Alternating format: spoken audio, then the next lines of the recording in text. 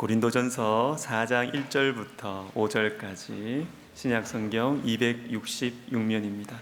고린도전서 4장 1절부터 5절까지 우리 한 절씩 교독하도록 하겠습니다.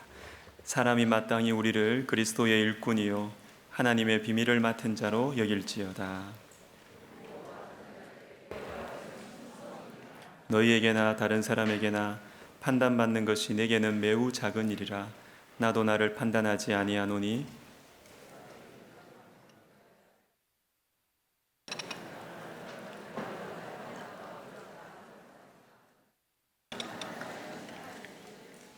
같이 읽습니다. 그러므로 때가 이르기 전 곧 주께서 오시기까지 아무것도 판단하지 말라. 그가 어둠에 감추인 것들을 드러내고 마음의 뜻을 나타내시리니 그때에 각 사람에게 하나님으로부터 칭찬이 있으리라. 아멘.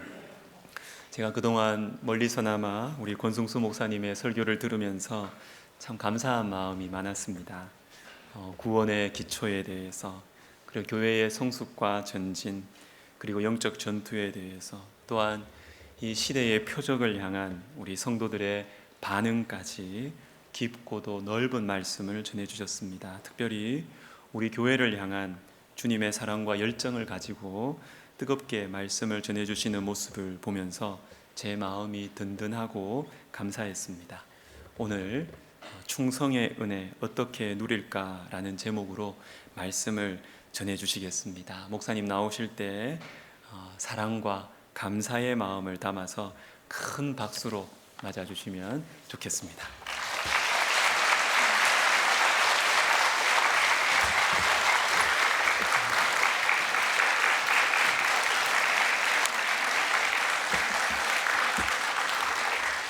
제가 대구동신교회 전담목회를 제외하고 장기간 동안 말씀으로 섬긴 교회는 1991년, 92년 서초동 사랑의 교회 2년 동안 격주로, 또 이번에 백석 대학교에 또 이렇게 섬길 수 있게 되어서 얼마나 감사한지, 또 이런 기회를 주신 하나님께 감사드리고, 또 설립자님과 담임 목사님, 또 장로님들 여러분 모두에게 감사를 드립니다. 여러분들이 제 설교를 들을 때 좀 어렵고 빠르다는 것을 느끼실 텐데 그래도 잘 들어주셔서 정말로 감사하고, 여러분들이 말씀대로 사셔서 자자손손 하나님이 주시는 넘치는 복을 받아 누리시기를 주님의 이름으로 축원합니다. 충성은 사람들이 가장 싫어하는 말입니다. 그렇지만 가장 귀한 메시지이기도 합니다.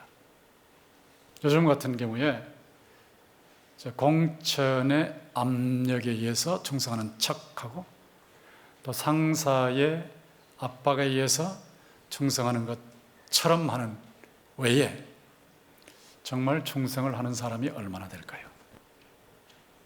충성은 참으로 귀한 건데 얼른 생각하면 굉장히 거창한 것으로 생각하기 쉽습니다. 그러나 충성은 거창한 것이 아니고 아주 단순한 겁니다. 충성이라는 단어가 본문에 나오는데 이 단어는 원문에 보면 피스토스라 그래서 신실, faithful, 신실입니다. 작은 일에 성실하고 신실한 것,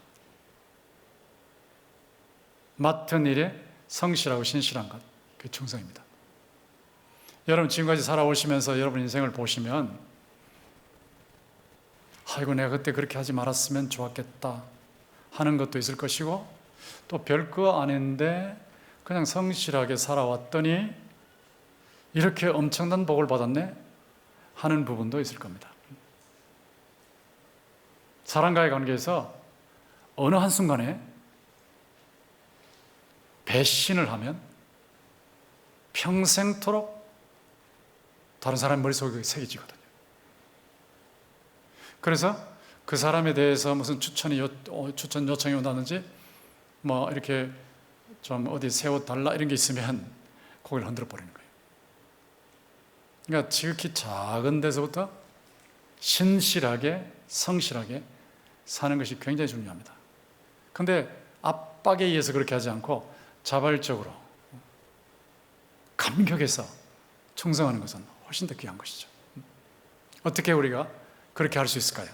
여기 1절에 보시면 사람이 마땅히 우리를 그리스도의 일꾼이요 하나님의 비밀을 맡은 자로 여길지어다 라고 말씀이 시작되고 있습니다. 여기 하나님의 비밀이라는 단어가 나오죠. 이 비밀, 원문에는 미스테리온, 그리고 영어로 미스테리, 신비, 비밀, 숨겨져 있는 것. 구약 시대에는 이스라엘 백성, 선민을 제외하고는 이 비밀이 숨겨져 있었습니다. 그 선민에게 또 나타났다 할지라도 그림자식으로 희미하게 나타났습니다. 근데 신약 시대에는 그림자가 아니라 선명하게, 그 선민만이 아니라 만민, 한국 사람에게까지 이렇게 나타난 겁니다. 이 비밀은 지금도 공개되어 있지만 예수 안 믿는 사람들에게는 여전히 비밀이에요. 그래서 공개된 비밀이다, 그렇게 말합니다. 이게 뭐냐? 복음이에요. 예수 그리스도의 복음. 예수 그리스도의 생명의 복음. 이것은 하나님의 미스테리, 비밀이다. 굉장히 값진 것, 우주적인 가치가 있는 것이다. 그런데 이것을 놓고 우리가 어떻게 생각해야 된다? 우리가 그걸 맡았다는 거거든요. 정직이다. 예수 그리스도의 생명의 복음을 맡아서 자신이 누리고 남들에게 나누어주는 정직이다. 이 정직이가 주인의 뜻에 따라서 소신껏 주인의 것을 관리하는 사람이에요.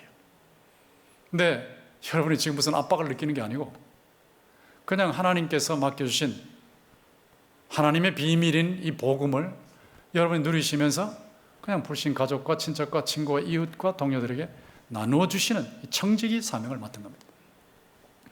근데 이것을 감당하실 때 여러분들이 이 도표를 이해하는 것이 매우 중요합니다. 얼른 보면 다른 모든 종교도 하나님을 믿는다고 착각하기 쉬워요. 그런데 다른 모든 종교와 기독교의 차이가 무엇이냐라고 할 때 한 단어로 말하면 은혜입니다. 은혜. 다른 모든 종교는, 타 종교는 인간이 하나님께 나가는 거예요. 어떻게 나가느냐? 돌을 닦고, 도라는 건 구원의 돌이죠. 돌을 닦고 공을 쌓고 제사를 지내서 신에게 나가는 거고, 그러면 신이 구원을 주신다, 이거예요. 그러니까 모든 다른 종교는 인간이 공로로 구원을 따내는 것입니다. 그렇기 때문에 인간이 몸부림을 치는 거예요. 몸부림. 선물이 아니에요. 몸부림을 치는데 죄인이 아무리 해도 거룩하신 하나님께 나갈 수가 없죠. 그런데 그렇게 노력을 평생토록 하는 겁니다. 어떤 종교에서는 자기 아들, 6개월밖에 안 된 아들을 그냥 강에다 띄워버리는 거예요. 신에게 제물로 바친다고. 그러면 죄 용서받는다고. 그게 어째서 복음이 되겠습니까? 그게 어떻게 선물이 되겠습니까? 모든 종교는 전부 짐입니다. 짐. 다른 종교는. 근데 기독교만 하나님께서 예수 그리스도, 하나님의 아들 예수 그리스도를 보내주셔서 우리를 위해서 하나님의 완벽한 의를 이루게 하시고, 그러니까 우리가 아무리 의를 이룬다 그래도 완벽한 의는 절대로 이룰 수가 없어요. 죄가 섞여 있기 때문에, 오염되어 있기 때문에 더러운 옷과 같아요. 그런데 예수님이 이루신 의는 동기, 말, 행동에 있어서 전혀 이상이 없습니다. 완벽한 의를 완성하셨습니다. 그리고 우리의 죄 때문에 십자가에서 피 흘려 죽으심으로 우리의 죄를 깨끗이 전체 삭제를 하셨어요. 그리고 제3일에 부활하셔서 영생의 길을 여셨는데 믿는 우리에게 주시는 하나님의 선물이고 하나님의 은혜입니다. 이렇게 은혜를 받으면 하나님의 은혜를 받은 사람의 반응이 무엇이냐? 여호와께서 내게 주신 이 모든 은혜를 무엇으로 보답할꼬? 다른 사람들은 영생을 얻기 위해서 무슨 불로초를 구하네, 아니면은 냉동인간이 되어 있다가 과학이 발전했을 때 다시 살아나네 하고 돈을 엄청나게 쓰지만 우리는 그럴 필요 없는 거예요.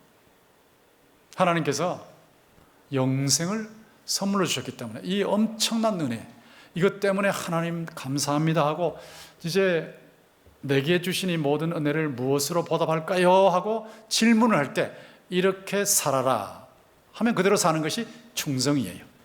그렇기 때문에 먼저 하나님께서 우리에게 주시고 우리는 거기에 대해서 반응을 보이는 것이라 이걸 복음, 복된 소식이라고 해요. 그리고 반응을 보일 때도 그것이 공로가 아닙니다. 왜? 반응을, 은혜에 대한 감격하고 반응을 보이도록 마음 주신 분도 하나님이시고 새 생명 주신 분도 하나님이시고 능력 주시고 기회 주시고 건강 주신 분도 하나님이시기 때문에 전부 하나님이 주셨으니까 그걸 가지고 하나님께 하나님의 영광을 위해서 살아가는 것이 충성이기 때문에 공로가 아니고 은혜예요. 은혜. 그것도 하나님께서 구원을 주신 것도 은혜, 우리가 주님 하나님께 충성하는 것도 은혜. 그런데 이 은혜 의식이 강해야, 은혜 의식이 강해야 충성이 바로 됩니다. 은혜 의식이 없으면 충성은 억지가 되니까 고역이에요. 고역. 너무너무 힘들어. 주일 예배 나오는 것도 힘들어지고 봉사하는 게 너무 힘들어지고. 그런데 은혜 감각이 있으면, 은혜 의식이 있으면 내가 주를 어떻게 섬길까? 어떻게 섬길까 하는 이게 있기 때문에 늘 감사하면서 감격하면서 단마음으로 주님을 섬겨야 되는 것입니다. 그러니까 은혜를 받아서 누리는 만큼 충성이 제대로 되는 거예요. 칠레의 아타카마라고 하는 사막이 있답니다. 그 기록으로는 1500만 년 동안 비가 안 내렸다 그러는데 저는 1500만 년이라고 믿지 않지만 어쨌든 간에 상당한 기간 동안 비가 전혀 안 내리다가 2015년 3월 달에 비가 쏟아졌는데 하루 동안에 7년치 비가 왔대. 7년치 비. 근데 놀라운 현상이 나타났어요. 풀 한 폭이 나무 한 그루 푸른 것이 하나도 없던, 생명체가 하나도 없던 그 완전히 그야말로 사막 중의 사막인데 그게 비가 오고 나니까 풀이 올라오는 거예요. 전체가 초록색으로 바뀝니다. 그래도 조금 지나니까 막 꽃이 활짝 피었어. 저는 그 장면을 보니까 어떻게 저렇게 사막이 저렇게 꽃이 만발할 수 있을까? 나무도 나오고. 놀라운 것은 그 사막에 어디에서 나오는지 생명체들이 가득하다는 것입니다. 우리의 마음이 사막과 같을 때는 예수 생명의 복음을 반응으로 보일 수가 없어요. 근데 우리의 마음에 주님의 은혜의 단비가 내리면, 은혜의 단비를 사모하시면 사모하는 영혼을 만족해 하시는 주님께서 은혜의 단비를 허락하실 줄로 믿습니다. 그걸 받으면 받은 만큼 막 올리고 싶은 마음, 그러니까 막 생명이 약동하는 생명이 약동하면서 반응을 보이게 되는 겁니다. 1절은 그것입니다. 그러니까 하나님의 비밀을 맡은 청직인데 은혜식을 가지고 이 사명을 감당한다. 그런데 여기 2절에 보면은 그리고 맡은 자들에게 구할 것은 충성이니라 그랬죠. 충성, 맡은 자들에게 구할 것은, 요구되는 것은, 청지기들에게 요구되는 것은 충성이다. 신실이다. 신실. 거창한 거 생각하지 마세요. 신실이에요. 성가대 주님을 섬기는 모습이 아주 신실합니다. 찬양하실 때마다 제가 은혜를 받곤 하는데 참 신실해요. 얼마나 감사한지 몰라요. 그리고 교사들 주님을 섬기고 교육자들 주님을 섬기고 저 뒤에서 안내하시고 인사하시고 전체가 다 신실해요. 아까도 예배 끝나고 나서 나가시면서 그 사마리탄 펄스 거기에 동참하시려고 막 쫙 줄을 서 있는 것을 보면서 이야, 정말 이 교회 보통 교회가 아니네, 이런 생각이 들었어요. 지극히 작은 것에 신실한 것, 이렇게 발견되는 것을 하나님이 요구하신다. 우리가 하나님 앞에 맡은 일에, 사명에 신실한 것을 하나님께서 요구하신다. 그러면 그 맡은 일을 어떻게 신실하게 감당할 것인가, 이건 좀 구체화돼야 돼요. 구체화할 때 제가 성경에 근거해서 또 제가 체험한 것에 근거해서, 현실에 근거해서 충성 10계명을 제안을 합니다. 제가 왜 이것이 새겨졌냐 하면, 아버님이 목회를 하셨고 또 아버님께서 시골에 전 재산을 팔아서 예배당을 건축하시고 섬기시는데 홍제동에 있는 그 예배당 뺏기셨거든요. 뺏기시고 형님과 제가 다 목사지만 지금은 멱살까지 잡히면서 고난을 당해본 경험이 있어서 하여튼 생내적으로 예배당이, 교회가 우리 속에 들어와 있고 주님 성령이 우리 속에 들어와 있는데 성도들이 이렇게 섬기면 좋겠다. 이게 정말 주님이 기뻐하시는 것이 아니겠는가 하는 것을 성경에 근거해서 정리를 할 때 제일 먼저 섭섭증을 극복하라. 왜 이 섭섭증을 극복하라를 제일 앞에다 내세웠냐면 우리가 기분에 따라서 움직이거든요. 기분이 좋으면 교회에서 봉사하는 것도 뭐 하라는 것도 잘 감당하는데 기분만 나쁘면 움직이지 않는 거예요. 제가 목회해 보니까 저 뒤에서 예배 끝나고 나서 인사를 하는데, 이렇게 인사를 하는데 목사님하고 눈이 마주쳐야 되는데 마주치지도 않았다. 거기다가 목사님이 다른 사람은 아주 반갑게 대하면서 나에게는 표정이 싸늘했다. 이래 버리면 바로 섭섭증에 빠져요. 섭섭증. 근데 의외로 많습니다. 의외로 기분 엄청나게 여기에 영향을 받고 있습니다. 아, 섭섭증을 극복해야 되겠다. 누구든지 나를 따라오려거든 자기를 부인하고 자기 십자가를 지고 나를 따라올 것이니라. 자기 기분을 부인해야 돼요. 충성하려면 자기의 기분을 부인해야 돼요. 자기 감정을, 섭섭한 것을 부인해야 돼요. 인정받는 거, 대우받는 거, 이거 다 부인해버리는 거예요. 부인해버리고 주님이 기뻐하시는데 어떤 어려움이 있어도 뛰어드는 거예요. 섭섭증을 극복하라. 그 다음에 집회 참석하는데 이 참석하는 것에 힘을 써라. 요즘처럼 온라인 예배가 유행하는데 이게 몸이 아파서 어쩔 수 없는 경우는 그렇게 할 수밖에 없어요. 그렇지 않는 경우는 온라인 예배 습관에 익숙해지면 그 집안의 신앙은 파괴됩니다. 왜 영국이 신앙이 파괴됐을까요? 왜 유럽의 가정들 신앙이 파괴됐을까요? 일주일에 한 번이라도 예배 나오는 거예요. 한 달에 한 번씩 나오고 몇 달에 한 번씩 나오고 평생 3번만 나오고 이런 식이 되다 보니까 다 무너진 거예요.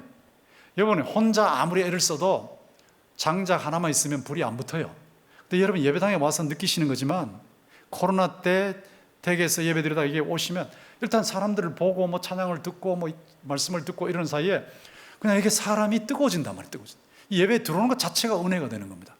그러니까 장작이 여러 개가 있어서 막 불이 붙는 거예요. 불이 붙는 거.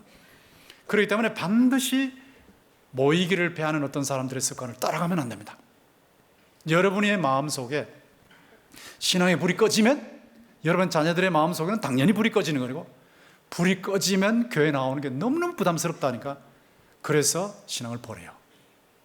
이게 망가지는, 기독교가 망가지는 과정입니다. 그러니까 모이기를 힘써야 합니다. 힘써야죠. 박차고 나와야 됩니다. 박차고. 금요일날도 엄청 많이 나오는데 얼마나 감사한지 몰라요. 박차고 나와야 됩니다. 그리고 지도자를 존대해야 됩니다. 제가 뭐 지도자한테 뭘 대접해라 이런 얘기 하는 거 아니에요. 존대하는 거예요. 존대. 교회 안에 목사님, 장로님들 사역에 힘쓰는 지도자들이 많지 않습니까? 근데 그분들을 존대해 주라.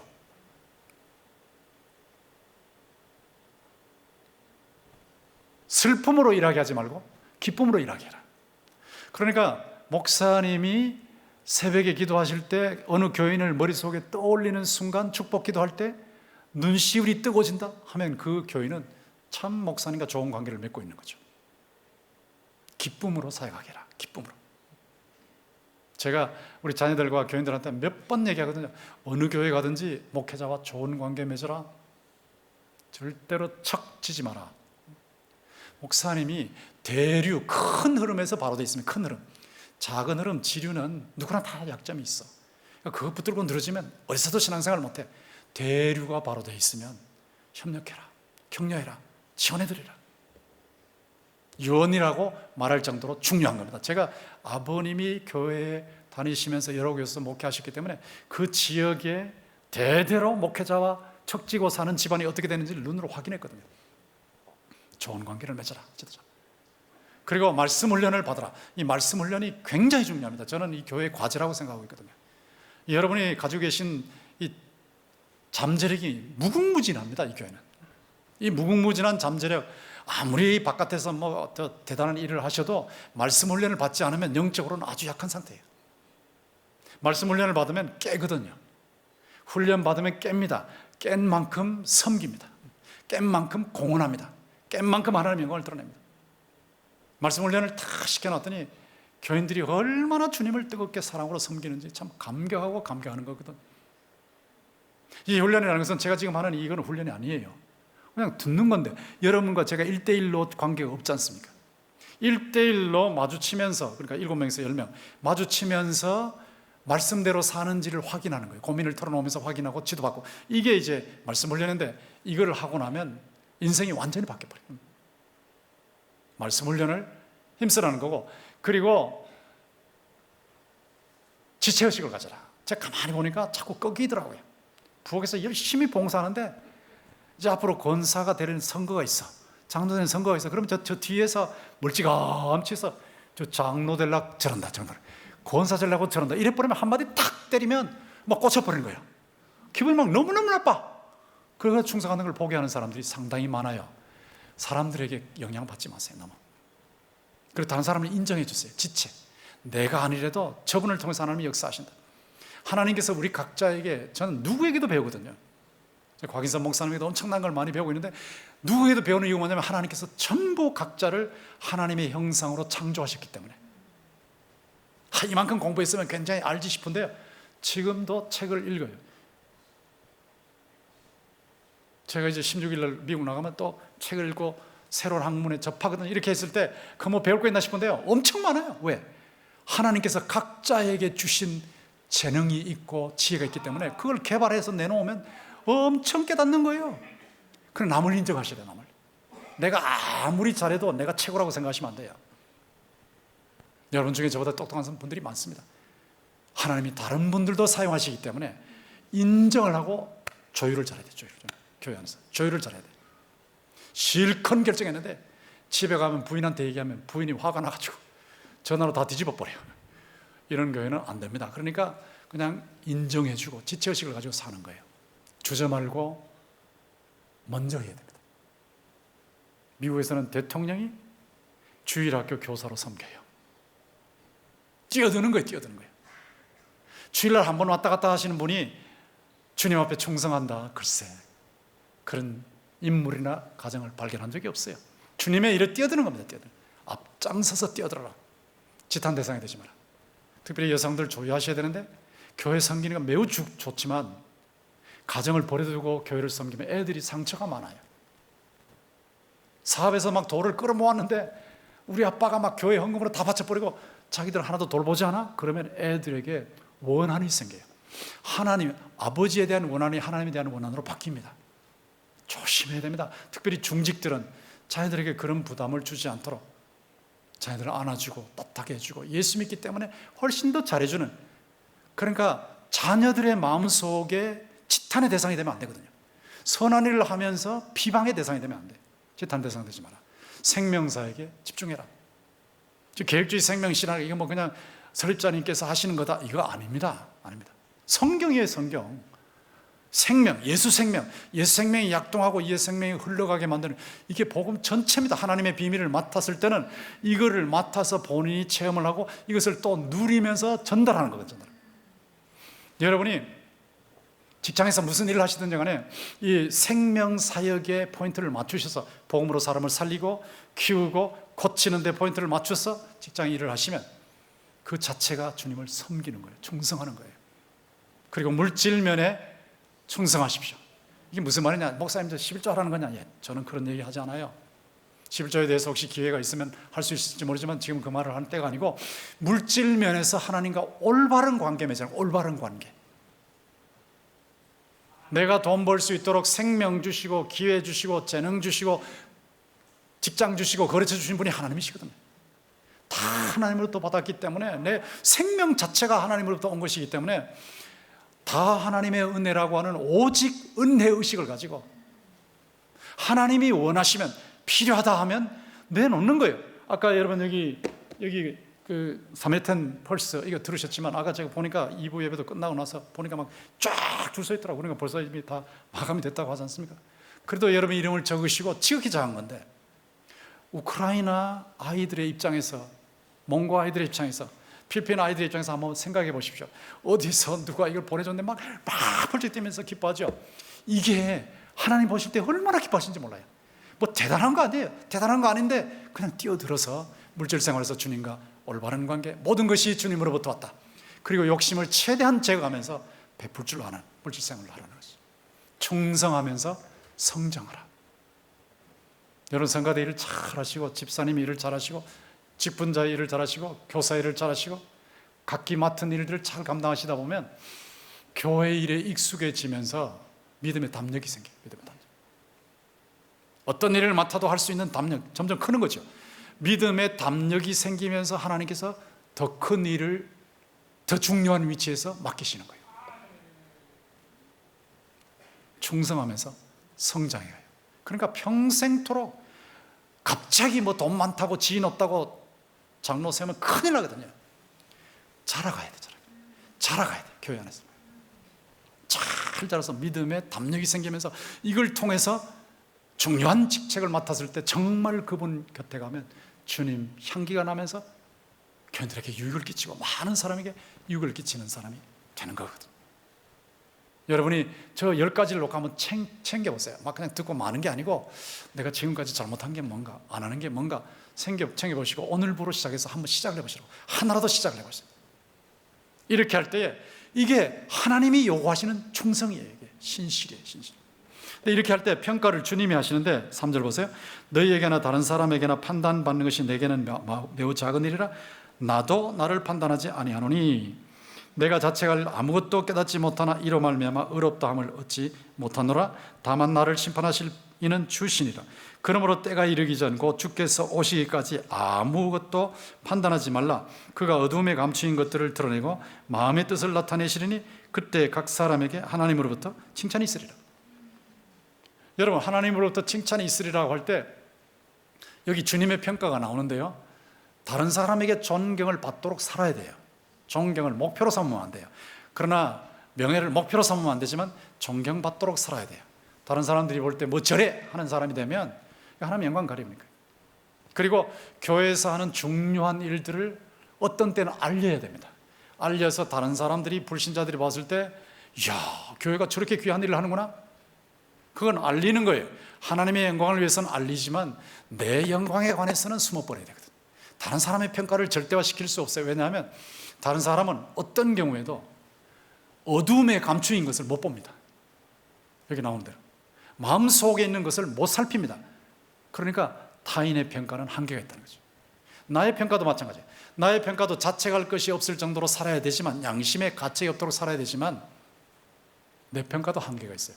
내가 나의 마음의 깊숙한 곳에 숨겨져 있는 거 다 못 봅니다. 내가 못 보고 지나가는 경우에 얼마나 많은데요. 그렇기 때문에 가책이 없도록 살아야 되지만 내가 볼 때 내가 잘 믿는다고 생각하고 내가 최고야, 이건 안 된다 이 말이에요. 그러면 평가하실 분은 누구냐? 주님밖에 안 계시거든요. 어두움에 감추인 것을 드러내시고 마음의 뜻까지도, 속에 있는 것까지도 다 살펴보시면서 동기와 말과 행동과 인생 전체를 완벽하게 살피시면서 평가하시는 주님의 평가가 완벽한 것입니다. 그러니 주님만 바라보셔야 됩니다. 마태복음 25장에 나오죠.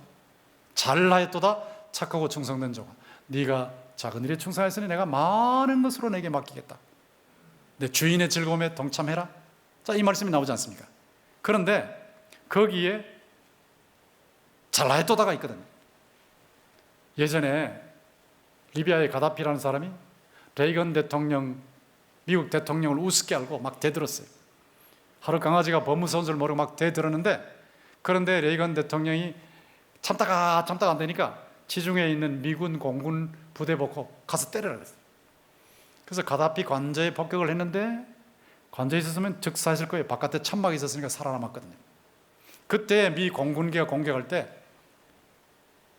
비행기가 사고가 나가지고 그 비행사가 죽을 뻔했는데도 그래도 목숨을 걸고 잘했어요. 일을.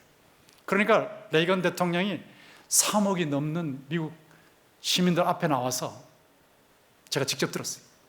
웰던! 그러다 웰던! 잘했다고. 그게 웰던 상이래요. 웰던! 목숨 걸고 사명을 감당했다고. 근데 그게 막 엄청나게 느껴지는 거예요. 이야, 레이건 대통령이 저 한마디 말을 하니까 막 엄청나구나. 그런데 여러분 잘 아시는 대로 제1년하기에 1,000억 개 이상의 별이 있고 그리고 은하계가 또 1,000억 개 이상 있고, 우리의 세포가 30조 개인데 그 한 세포 0.01mm 안에 100만 쪽이 넘는 유전 정보가 들어있는 이 엄청난 하나님께서, 이런 대단하신 우주의 통치자 하나님께서, 주님께서 잘했다, 잘했다, 이 칭찬은 보통 칭찬이 아니거든. 저는 여러분들이 평생 사실 때 주님 중심으로 사셔야 돼요. 제가 어릴 때 이 얘기하고 끝날게요. 주일학교 선생님이 새끼 꼬는 비유로 얘기하셨어요. 지금도 잊어버리잖아요. 주인이 어디 멀리 가면서 종들한테 새끼를 꼬라 그랬대. 아주 최대한 가늘게 꼬아라. 근데 한 사람은 주인의 눈치 보느라고 주인이 있을 동안에는 가늘게 꼬다가 주인이 떠난 후에는 막 굵게 가늘게 꼬아버리는 거예요. 근데 한 사람은 끝까지 가늘게 막 침을 뱉으면서 꼬았어요. 근데 얼마 후에 주인이 돌아와서 이 중앙에 구멍이 뚫린 동전을 확 쏟아 놓으면서, 너희들이 깬 새끼에 이거 막 깰 만큼 다 깨가지고 가져가라. 그건 너 거다. 그게 노입니다. 하니까 한 사람은 깨다가 이게 중앙에 길게 나온, 굵게 나온 데서 안 들어가거든. 아무리 땡겨 넣어도 안 들어가는 거예요. 그런데 처음부터 끝까지 잘 아주 가늘게 꼰 사람은 쭉 막 이만큼 해가지고 막 다 가지고 집에 갔다고. 주일학교 선생님 그 얘기했어요. 70년, 50년, 60년 기억이 나는 거예요. 우리가 주님이 기뻐하신 대로 살면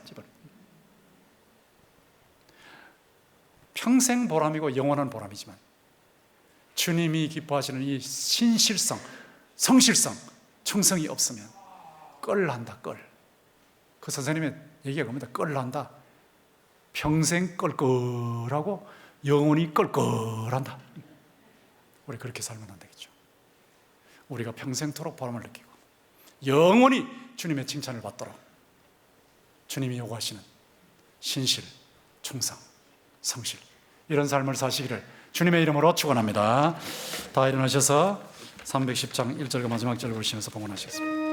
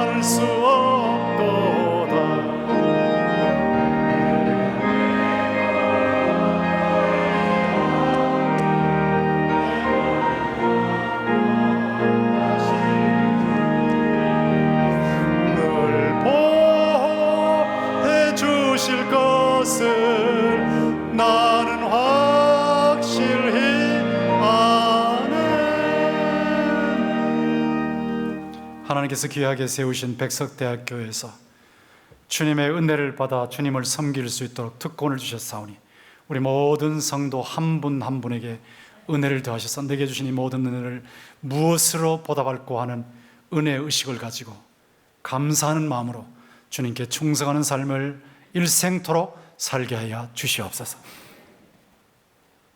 개인과 가정과 교회와 교단, 학원 전체가 지극히 작은 일에 충성해서 하나님께서 평가하셔서 칭찬하시고 갚아주시는 놀라운 복을 자자손손 받아 누릴 수 있도록 인도해 주시옵소서. 헌금을 드리고 몸과 마음으로 섬기고 있사는 이 모든 것을 주께서 받으시고 성도들에게 필요한 것을 영육간에 구체적으로 영광 가운데 넘치는 대로 채우시는 주님의 역사가 주님의 백성들에게 넘치게 하여 주시옵소서. 예수 그리스도의 이름으로 기도하오며 주 예수 그리스도의 은혜와 하나님 아버지의 사랑과 성령의 감화, 감동, 교제, 충만, 영적인 잠을 깨우시는 역사가 주님께서 찾으시는 충성된 신실한 청지기가 되기로 소원하고 다짐하는 백석대학교의 모든 성도들과 학원과 교단과 한국과 전 세계 주님의 모든 백성들 위해 이제로부터 영원토록 함께 있을지어다. 아멘.